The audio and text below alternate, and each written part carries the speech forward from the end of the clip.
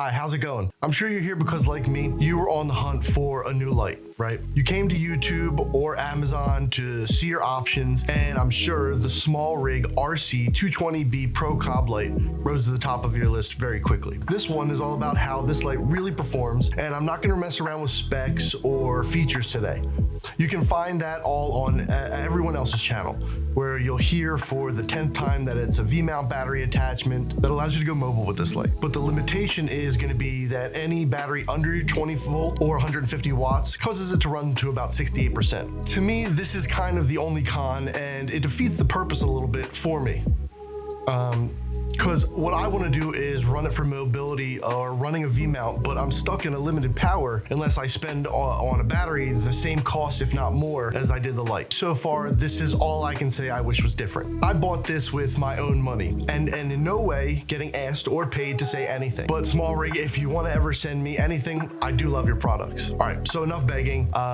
I said I was gonna jump right into it. So let's go. This thing is jam-packed with abilities, and it's a really good price budget. I got mine on sale for $229. I really purchased this light for two reasons: mobility and output. The lights from the GVN that I have are great, and I have used them religiously for over a year or more now, but at a first purchase nonetheless. Here I was thinking that I had it all, but as I dive deeper into projects and shots that I wanna get in, and then I get halted in my tracks, is I realize that these lights are only 50 watts and no match for sunny scenarios. All this money, and I couldn't get 40 to 50% of my day shots because I didn't have the output for my little one-man band like I thought I did. I unboxed this thing, plugged it in, and well, I think this thing is amazing. In minutes, I was able to adjust scenes with this one light, and its bicolor capabilities and how small and compact it is makes it so much of a difference. In my first setup, I set the light to about 2700 Kelvin. This shot creates a warm, cozy glow that you'd want for intimate interviews or maybe your practical lighting. It's just on the warm scale, using a cool light would just take the viewer right out of the scene. The light adds a subtle charm, and having bicolor is a super important option to have in a light for me. Next up, I switched things around with 5600 Kelvin. This turned the light into a crisp daylight source.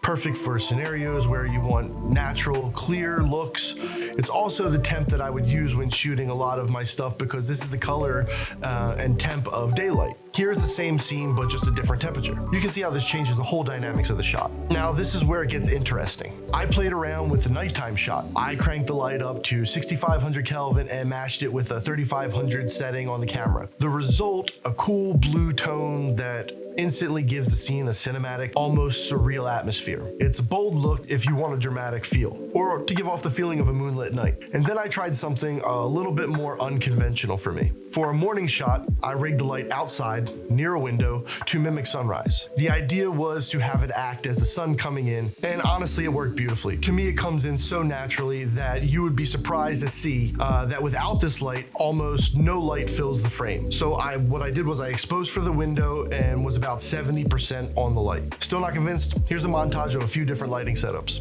Enjoy.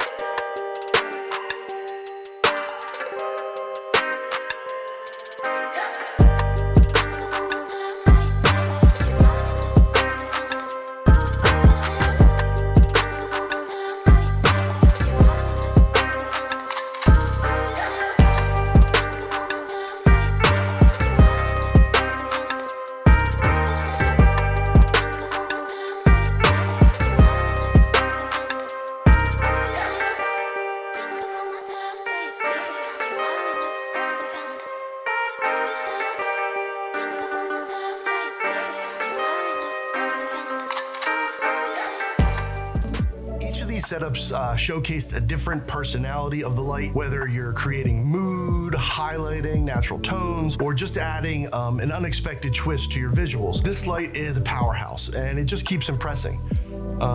It has versatility and a huge impact when it comes to output.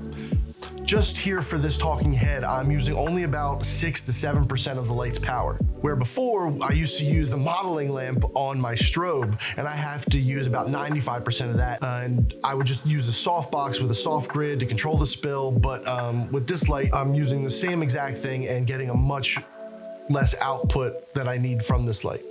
So let's try a different couple of scenarios with this light. And since I'm trying to go minimal in this setup, it's gonna hopefully showcase exactly what this light can do.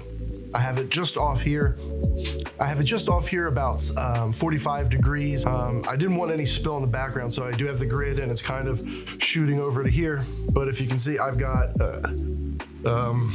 some dark fabric up here to kind of help keep the shadows going and a little less spill. I do have a softbox attached with a grid to control the spill, but what does the light look like without the softbox? It's only 7%. How about at 100%?